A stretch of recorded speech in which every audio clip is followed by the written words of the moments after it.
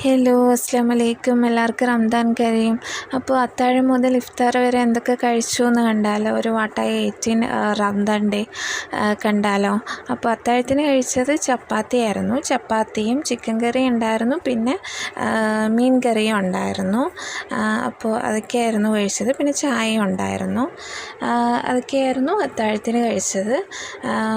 പിന്നെ ഇഫ്താറിന് കഴിച്ചത് dates കഴിച്ചിട്ടുണ്ടായിരുന്നു.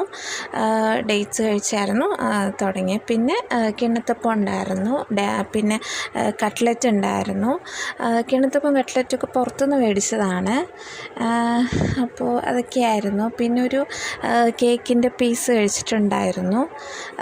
Cream cake. ഇതിപ്പം നേരത്തെ മേടിച്ചതായിരുന്നു ക്രീം കേക്ക്.